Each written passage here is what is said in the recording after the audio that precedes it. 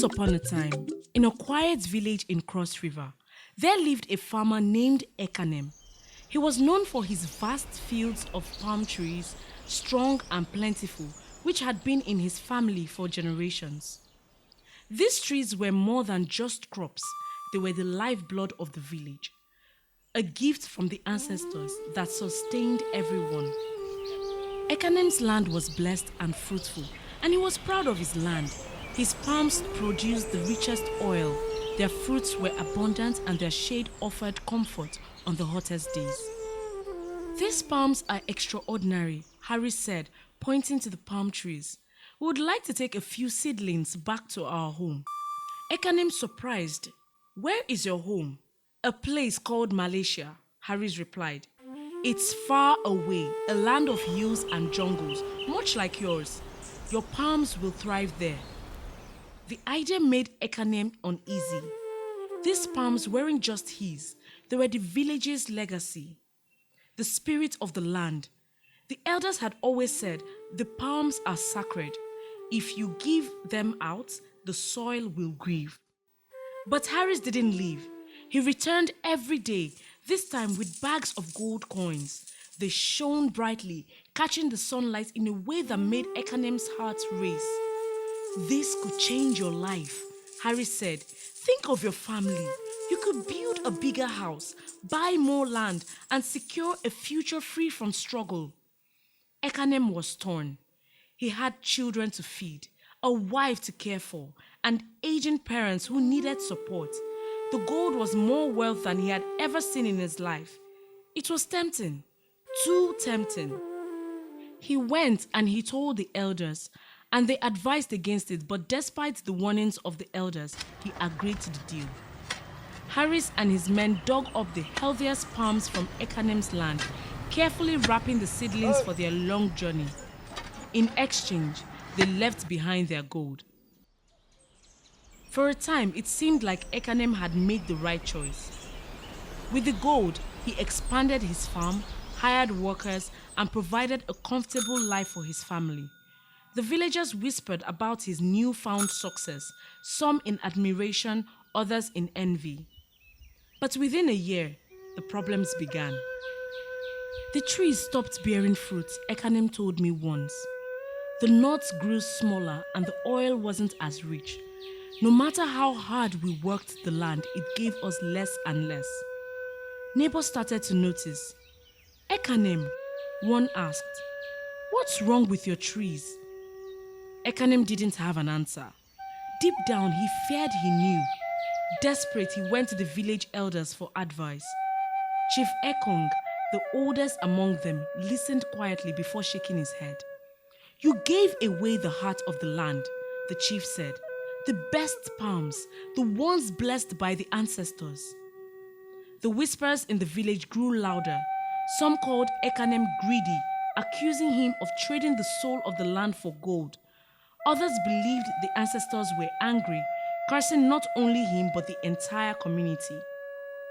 Meanwhile, news began to arrive from traders about Malaysia. The palms Harris had taken thrived in their soil. By the early 1900s, they had massive plantations, producing more oil than Ekanem's village could ever imagine. They used what's ours to build their empire, one villager said bitterly. By 1930, Malaysia had become one of the world's largest producers of palm oil. Meanwhile, Ekanem's field withered. The land could no longer sustain the village and families began to leave, searching for work in the cities. Ekanem tried to make amends. He used the last of his gold to rebuild roads and plant new trees, but the soil refused to forgive him. No matter how many palms he planted, they never grew as strong as the ones he had given away. As the years passed, Ekanem became a cautionary tale. Children whispered about him, calling him the farmer who sold the land's soul. Even as an old man, he couldn't escape the weight of his decision. I remember sitting with him one day under the lone palm tree that still stood on his barren farm.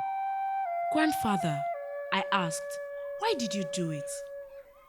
He sighed deeply, his shoulders slumping. I thought I was securing a brighter future for my family, he said, but I didn't see the bigger picture. I didn't know the price would be so high.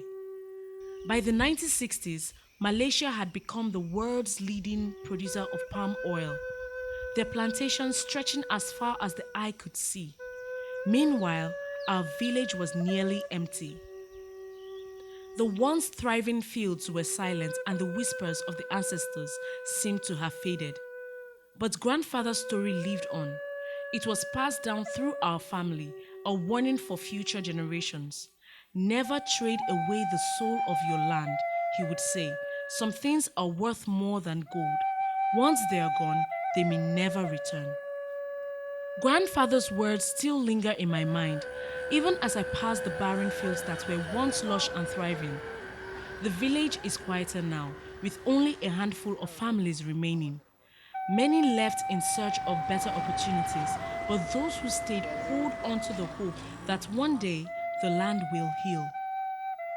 The elders often gather under the old baobab tree to tell stories, and grandfather's tale is always shared.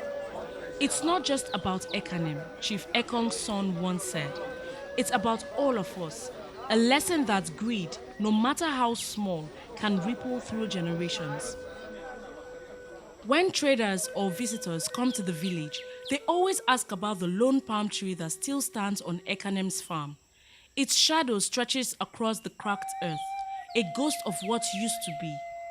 The elders tell them the story of the farmer who traded his land's soul for gold, and the visitors often leave with sober expressions. One day, a young boy from the village, curious about the tale, approached me.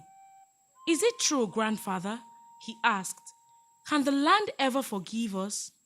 I looked at him, seeing the same curiosity in his eyes that I had when I first heard the story from my grandfather. "Forgiveness comes with time and effort," I said. "But the ancestors must see that we have learned our lesson. We must honor the land and protect what is left." In recent years, there have been attempts to revive the soil.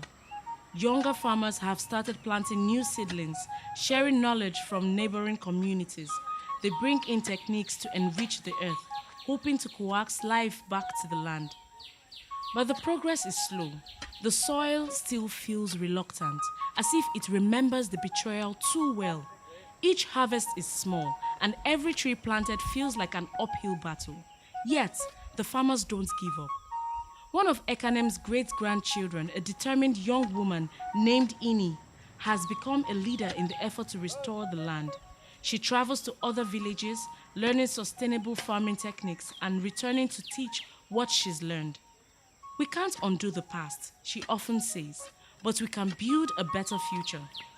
Her work has brought a flicker of hope to the village. Slowly, life is beginning to return. A few trees now bear fruit, their oil richer than anything we've seen in decades. The elders say it's a sign that the land may yet forgive us. Sometimes I walk to the lone palm tree and sit under its shade, just as my grandfather used to. I think about the fields that once stretched as far as the eye could see, the bustling village and the laughter of children running through the groves. I think about the strangers, the gold, and the choice that changed everything. And I wonder, what would I have done in Ekanem's place? Would I have seen the bigger picture, or would I have been blinded by the shine of gold? The wind rustles the fronds of the lone tree, carrying with it the whispers of the past. I hear my grandfather's voice, reminding me of the importance of protecting what we have. One day, I believe the land will fully heal. The trees will grow tall again, the soil will hum with life, and the village will thrive. But until then, Ekanem's story serves as a reminder of what we lost and what we must fight to regain. As the sun sets over the quiet fields, I say a silent prayer to the ancestors, asking for their guidance, and I hope that the generations to come will honor the lessons of the past, ensuring that the soul of our land is never traded away again.